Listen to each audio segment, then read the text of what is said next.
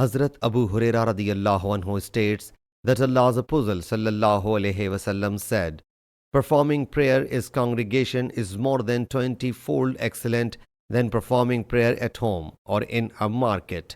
For when someone of you performs ablution well and visits a mosque just to perform prayer, his status is raised by 1 degree and his one sin is obliterated in lieu of his each step until he enters the mosque.